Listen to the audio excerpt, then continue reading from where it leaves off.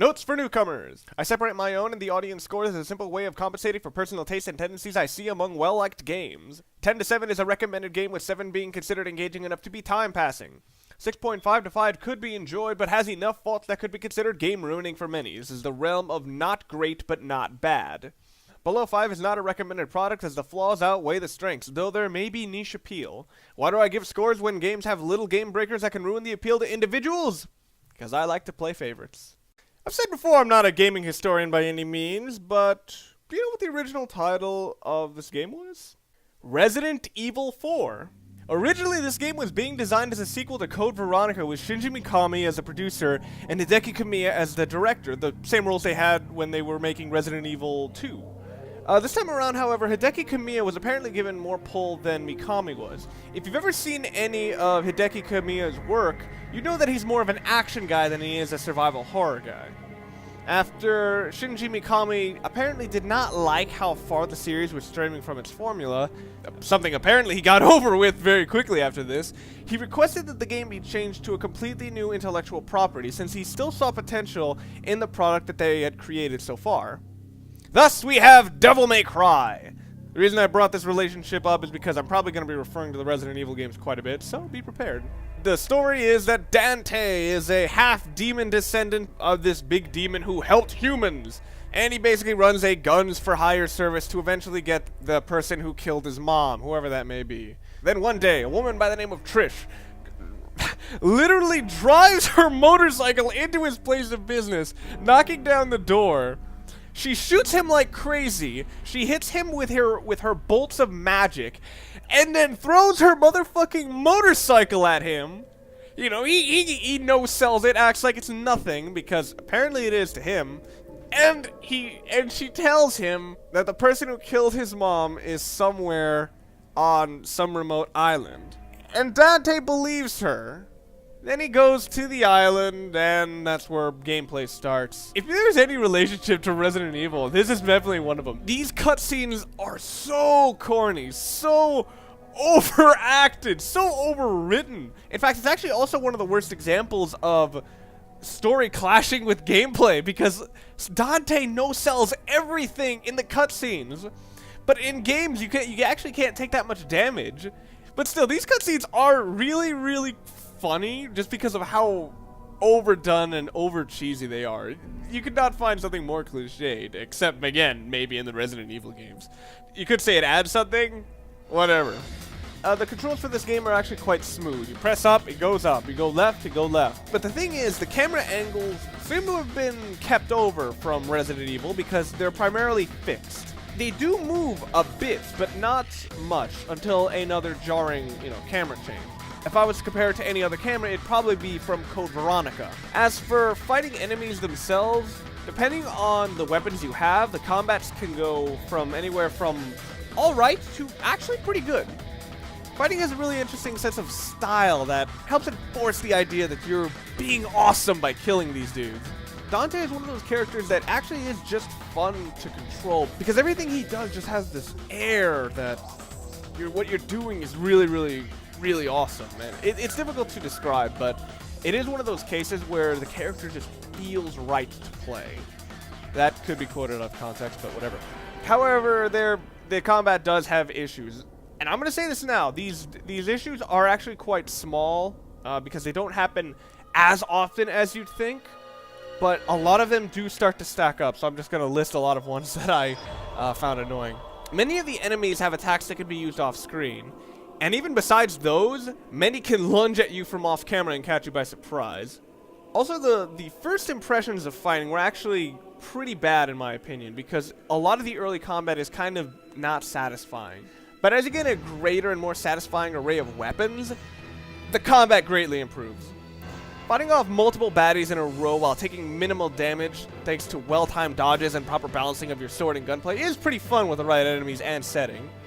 That being said, combat between objectives can feel very long and drag out the experience, even though they do provide an opportunity for you to practice some new moves that you can buy. Movement during combat can feel incredibly sticky though, and it takes some time to get used to. Rolling and jumping use the same button while you're locked on your enemy, Rolling is exclusively left or right, and leaping when you're locked on is only straight forward and backward. Not only are the angles a bit tough to get down because of the Resident Evil-esque cameras, but your movement style won't always reflect your intentions. There are many times when I wanted to move quickly backwards, but found myself leaping into a long jump that left me open. Other times I wanted to leap over an attack on my left and ended up rolling right into it. This was the worst in boss fights, which I'll say right now are rewarding. The boss fights are very rewarding to go through, but they can be a bit tricky to read. A lot of times they just don't telegraph their attacks very well, and it's hard to look for the signs of offense.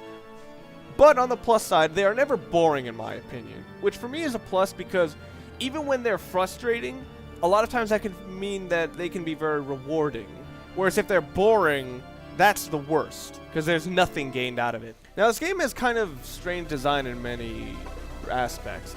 The idea of having limited continues in a game with repetitive low-level combat is a terrible idea.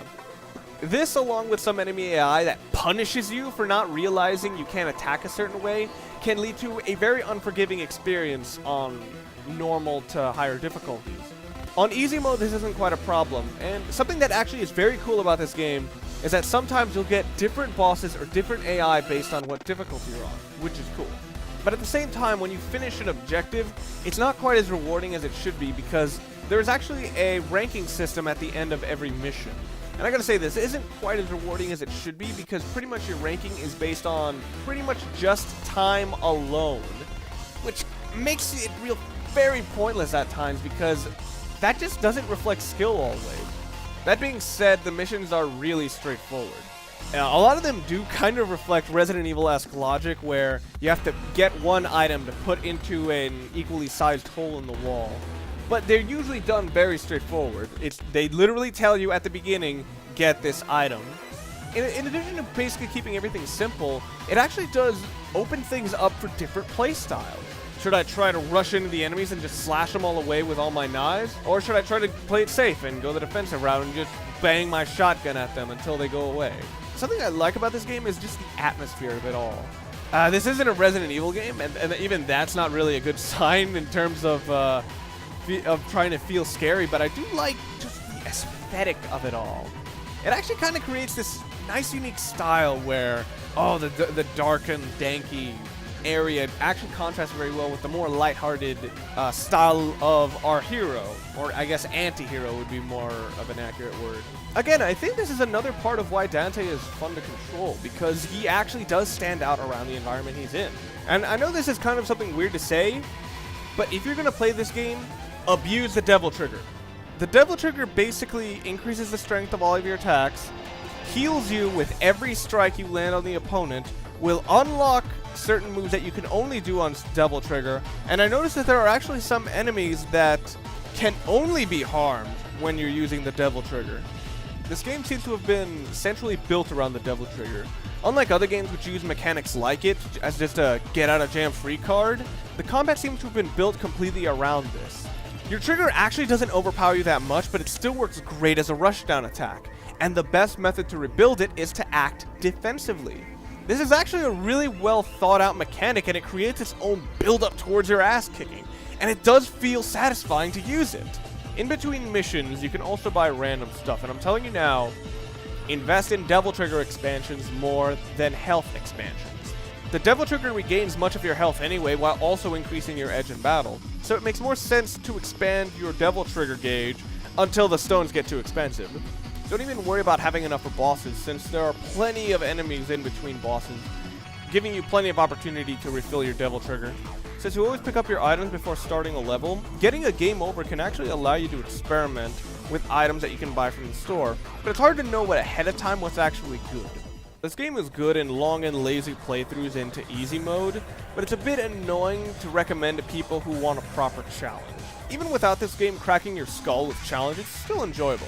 The combat is engaging, the mechanics work great, and a lot of little things are very rewarding. It's got to say something that when I beat this game, I immediately wanted to start playing it again. The reason I recommend this game in long time frames is that it kind of starts off slow and progressively gets much better. Even through the problem of wonky boss fights and dodgy controls, I would still recommend looking into this. Now, personally, I found this marginally above a time-passing game, but even through that, it was still fun at times. I like my experiences to have challenges that aren't annoying, so playing on easy mode isn't my thing, even if it actually is still quite good through that. How much fun I had, though, I'll give it an 8.0. I enjoyed myself while also getting kind of annoyed. How much would I recommend it to you guys, though? Well, I'll actually give this game a 9.0 for general audiences. The reason I say this is because even though I'm not too big on flashy beat-em-up style games, or having to play on easy mode, I still enjoyed myself. And considering the popularity of other games that were inspired from this one, I think you guys would really enjoy this. I wouldn't say it has perfect mass appeal since it does start rather tame, and some of the enemy habits will get on your nerves, but even so, highly recommended. On a side note, Hideki Kamiya later left Capcom, and his next evolution of this style was Bayonetta. So if you're watching this just to confirm your love of this game or whatever, I would recommend that game as well, as most people seem to compare it directly back to Devil May Cry. I haven't actually played it yet, but I've heard very good things. Thanks for watching.